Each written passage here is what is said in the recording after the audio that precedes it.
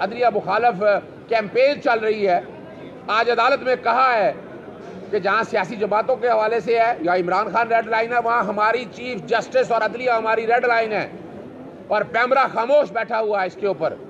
नवाज शरीफ इश्तिहारी है, 2019 और 2020 से इश्तिहारी डिक्लेयर है, मगर उसके बावजूद वो टीवी चैनल्स पे आता है, वो टीवी चैनल्स पे आकर बात करता है, उसे इजाज़त नहीं दी जा सकती है।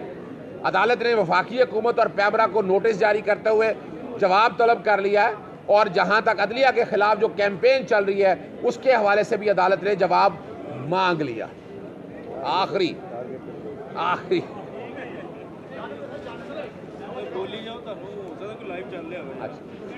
जो एक बड़ा अहम इशू है वो 25 अप्रैल का मामला है कि जहां एक्सपायर जो है आंसू गैस इस्तेमाल की गई और यहां जितनी शहादतें हुई, जितने जख्मी हुए, अदालत के सामने वफाकी हुकूमत ने तो कह दिया कि कोई एक्सपायर शेल नहीं है, रिपोर्ट नहीं है। मैंने बताया पंजाब हुकूमत ने कोई रिपोर्ट दाखिल नहीं की है। अदालत ने पंजाब हुकूमत से तफसीली रिपोर्ट मांगी है कि क्या, और 1 मैन ट्राइब्यूनल जो जस्टिस शबा रज़ा रिजवी जो है 25 अप्रैल के साने के हवाले से कर रहा है, उसकी तफसीलात भी अदालत ने मांगी हैं कि वो तफसीलात भी सारी फराहम की जाएँ। अदालत के सामने वो तमाम तफसीलात इस बात का सबूत होगी, और अदालत के सामने ये भी बता दिया हमारे पास सबूत है जहाँ एक्सपायर रसायल इस्तेमाल हुए हैं और जिस तरह से और जो केमिकल इस्तेमाल हुए हैं वो भी अदालत के सामने रिपोर्ट मांगी गई है। वो भी रिपोर्ट मांग अदालत ने 15 दिन के लिए समाअत मुलतवी कर दी। अजीज शेख साहब के पास समाअत हुई है। निगरान हुकूमत के वकीलों ने जवाब दाखिल किया और बताया कि CCPO ने ये सिक्योरिटी एक प्लान दिया है। मैंने अदालत की तवज्जो दिलाई गई है 28 फरवरी का है। प्राइम मिनिस्टर की जो सिक्योरिटी है फराहम नहीं की जा सकती। अदालत में आज उन्होंने कहा है कि 123 जो हैं वो मुख्तलिफ ऑफिसर जो हैं वो ड्यूटी पे ज़मान पार्क में रहेंगे।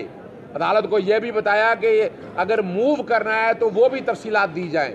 आज उन्होंने यकीन दहानी दिलाई है, ख़ास तौर पर आज की रैली के हवाले से भी उन्होंने कहा कि सिक्योरिटी फराहम की जाएगी, भरपूर सिक्योरिटी। अदालत को बताया कि बिल्कुल ये पहले ऐसा नहीं होता रहा। इसी हाई कोर्ट में 2 समातें हुई। हाई कोर्ट के अंदर तो सिक्योरिटी थी, लेकिन ज़मान पार्क से यहाँ तक लाने के लिए कितनी सिक्योरिटी थी वो हर एक ने देख लिया।